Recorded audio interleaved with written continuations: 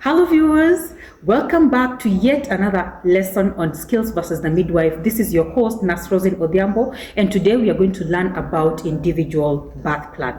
Now, from a basic understanding, we all understand what focused antenatal care is, and this enables us to understand what services we need to offer for our pregnant women when they come to our clinics. And therefore, we have objectives of focused antenatal care, and individual birth plan forms one of the major objectives. So today our focus will be on that, and we are going to discuss a little bit about what this woman need to actually prepare in order to get ready for childbirth. Now, we have walked through all this time since she conceived, and she's been coming for ANC clinic and the visits, and we've been discussing so much about her health and also the health of her growing baby. And part of what we discuss is how to actually get her prepared and ready for childbirth. Number one, we need to understand that this woman has an expected date of delivery.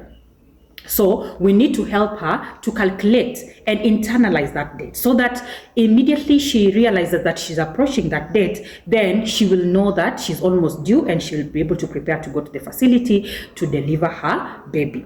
Number one, we need to ask this woman if she knows where she's going to actually deliver. So she needs to tell us, are there any facilities or healthcare centers where she can actually go that are not very far from where she stays? Because that is a very big factor. Remember, we don't need her to choose a place where she will take hours and a lot of time to actually get there. She can choose to have two options. Okay, the first that facility that she gives priority to, and the second one, so that in case of anything she's not able to get to the first facility, then she will go to the second facility. So where? Number one question, where is she going to actually deliver? Then number two, she needs to prepare money for delivery and even extra for any kind of emergencies that can actually take place during her admission in the hospital for delivery. So she has to save. Okay, she has to save some money. She has to have some money for transport. And that also brings us to another question where we'll ask the woman if she actually has, what kind of transport means will she be using. It's important to know, because sometimes you can get labor starting at 2 a.m. in the night. So she needs to get it clearly in mind that if it occurs at odd hours like 2 a.m., there should be somebody, there should be someone to actually be there for her and take her to the facility immediately.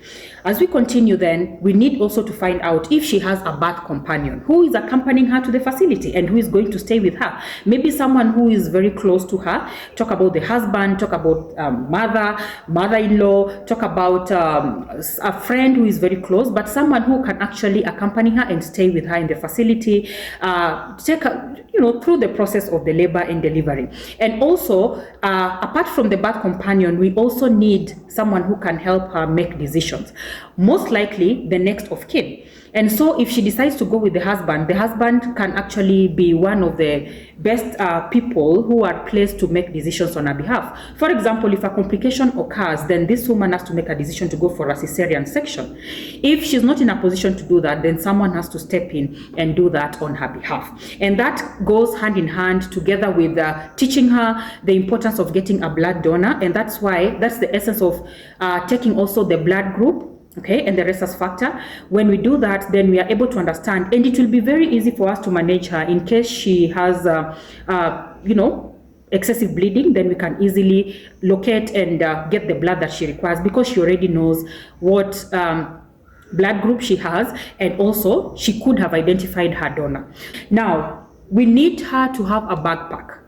We need her to have a backpack, and this backpack, so today I carried one here, all right? So this backpack has a lot inside, and when this mother is actually going to the facility, let's say for example she has signs of labor, and she's certain that her dates have actually reached, then for starters, in her bag, we don't want this woman to be going around looking for things, picking, where is my dress, where is my lasso, where is the baby's clothes, where is the baby's shawl, where is my booklet, where is my money. No. We need her to have that backpack ready in case labor begins or any signs of labor is indicative, then we will have her just go, pick her bag, call whoever is taking her to the facility, and immediately dashes off. Okay, so now let's see what is in the bag. Number one very important thing we need in this bag, is her booklet. So this should be the first thing she needs to pack in that bag. And secondly, she also needs to make sure that she has her money kept somewhere in the bag. It could be kept on the side, and in the bag, in the purse, she could be having money, not only money, the cards, the insurance cards, depending on what mode of payment she's going to have. She could have some cash in the purse. She could also have some insurance cards, and also other important things that she could require. And then we encourage them as much as possible to have baby's items, okay? Baby's items, so we can have shawls, we can have clothes, we can also have diapers, and inside here I've also packaged some pads. So even her, if after delivery she will still be bleeding a little, so she will need also pads, okay? She may not really solely depend on the facility to provide some of these items for her, but she will need pads for herself, some pampers for the baby, and also personal eye effects for the baby. Then we also need her to carry some items for herself, all right, what she's going to use in terms of now changing the clothing, some wrapper, or less so some towel. Those are just personal effects. You have to get ready depending on the facility you're going to. Some of these items you may not really get them with ease.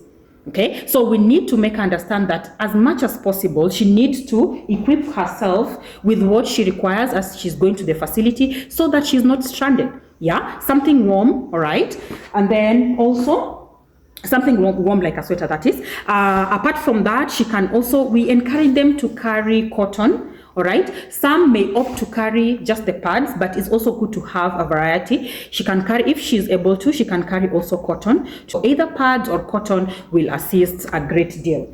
Now, with all this, then she will be so much equipped to be taken care of. Now, it's unfortunate in some cases where you realize there are women who are actually caught off guard with their expected dates of delivery, and therefore they end up having their labors and delivery not in the hospital setup. Probably they were rushing to the hospital and they just had to deliver in a matatu, in a car, or in the mode of transport they were actually using, or even in their houses or in their homes.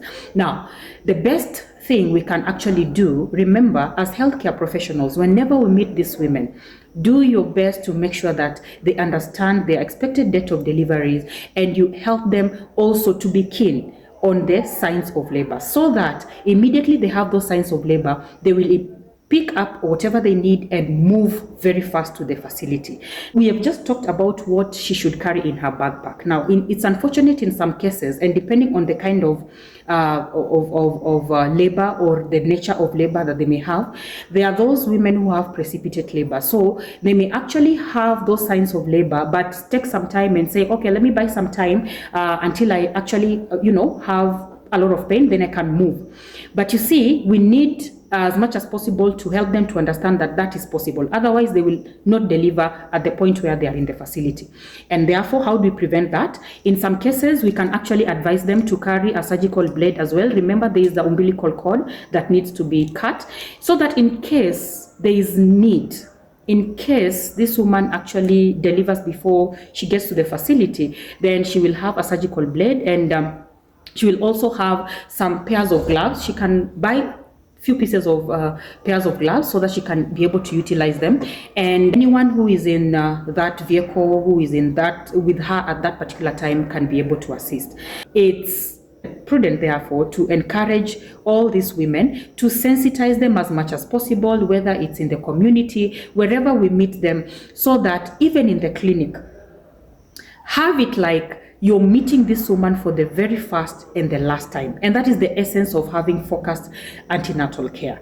This woman may have just come for the first time and she will not appear in your facility again. So you treat her, you handle her in such a way that you are not possibly going to see her any other time. So that even if she walks out of that facility, She is equipped with the knowledge, she is equipped with the information she requires so that she can be able to have a proper outcome for her baby and herself when the labor sets in.